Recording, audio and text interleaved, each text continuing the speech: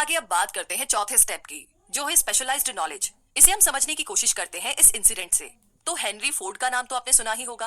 तो इनके पास ना कोई फॉर्मल एजुकेशन नहीं थी, लेकिन उन्हें ऑटोमोबाइल्स के बारे में अच्छी खासी नॉलेज थी।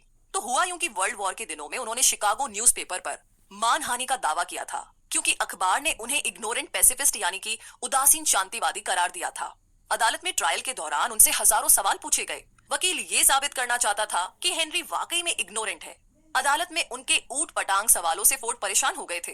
फिर उन्होंने जवाब दिया कि जो भी सवाल आप मुझसे पूछना चाहते हैं उनका जवाब देने के लिए मैं यहाँ अपने एडमिन को बुला सकता हूँ। अब क्या आप मुझे बताएंगे कि जब मैं आदमियों को काम पर रख सकता हूँ जो मुझे हर बात की जानकारी दे, तो मुझे अपने दिमाग में इतनी नॉलेज पढ़ने की क्या जरूरत है? फोर्ड के इस जवाब से अदालत में सन्नाटा छा गया। फोर्ड के पास कोई खास जनरल नॉलेज नहीं थी, मगर अपने काम की उसे खास नॉलेज जरूर थी। उसे ये मालूम था कि उसका गोल क्या है। तभी तो जो लोग ज्यादा पढ़े लिखे नहीं भी होते, फिर भी वे सक्सेसफुल होते हैं। तो जो चीजें हम जनरल नॉलेज पढ़कर या स्कूल में सीखते हैं, अक्सर हमारे उतने काम नहीं आती जब तक कि हम असली जिंदगी में इस्तेमाल नहीं करते। और देखा जाए तो ये सिर्फ किताबी पढ़ाई है, प्रैक्टिकल नहीं। अगर आपका किसी खास चीज में इंटरेस्ट है तो आप उसमें कोई शॉर्ट कोर्स कर सकते हैं या उसकी ट्रेनिंग ले सकते हैं।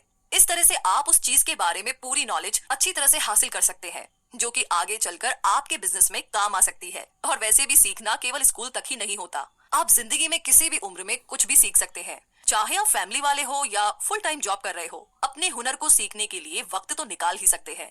तो एक स्पेशलाइज्ड नॉलेज होनी बहुत अच्छी बात है, क्योंकि आपको पता चलता है कि फ्यूचर में आपको क्या सीखना है और क्या काम करना है। जो आपका हुनर है उसे इम्प्रूव करना बहुत जरूरी है। और अक्सर कंपनीज भी एम्प्लॉयज को रखते टाइम एजुकेशन तो देखती ही है, साथ ही उनकी पर्सनैलिटी पर भी गौर करती है। आप किस तरीके से लोगों से या कस्टमर से पेश आते हैं या सिचुएशंस को कैसे हैंडल कर पाएंगे, ये सारी बातें भी देखी जाती है। कोई सक्सेसफुल आदमी भले ही एजुकेटेड ना हो, मगर उसमें एक खास एम्बिशन और पर्सनैलिटी जरूर होती है। याद रखिए कि जो इंसान स्कूली पढ़ाई को ही सब कुछ मानकर सीखना बंद कर देता है, वो हमेशा मामूली इंसान ही बनकर रह जाता है। वो भले ही एक मुकाम हासिल कर ले, मगर सक्सेस तो तभी हासिल होती है जब आप जिंदगी में कुछ ना कुछ सीखते रहते हैं। और इसी के साथ अब आगे बात करते हैं पांचवे स्टेप की, जो है इमेजिनेशन यानी कि कल्पना करना। तो आइए इसे समझते हैं एक कहानी से। बहुत पुरानी बात है। एक बार एक बूढ़ा देसी डॉक्टर एक केमिस्ट की दुकान पर गया। उसने दुकान में काम कर रहे क्लर्क से कहा कि उस डॉक्टर के पास यानी कि उसके पास एक कैटल, एक लकड़ी का पैडल जिससे कि कैटल में बन रही ड्रिंक को घुमाया जा सकता है, वो है, और एक मैजिक फॉर्मूला भी है। और इन तीनों चीजों का इस्तेमाल करके वो क्लर्क अमीर बन सकता है, लेकिन इसके लिए उसे उस डॉक्टर को $500 देने होंगे। अब ये सुनकर के उस क्लर्क ने अपनी जिंदगी भर की सेविंग उस डॉक्टर को दे डाली और $500 में वो तीनों चीजें खरीद ली। डॉक्टर ने $500 क्लर्क से लिए और वहां से चला गया, क्योंकि इन पैसों से वो डॉक्टर अपना सारा कर्ज उतारकर आराम से रह सकता था। अब उस जवान क्लर्क ने अपनी लाइफ सेविंग उस फॉर्मूले पर इन्वेस्ट कर दी थी। उसने उन तीनों चीजों को मिक्स करके मैजिक फॉर्मूला बनाया। उस कैटल में उसके हाथ एक किस्म का सोना लगा था, जिससे कि शुगर इंडस्ट्री चलाई गई और जिसकी वजह से लाखों लोगों को रोजगार भी मिला।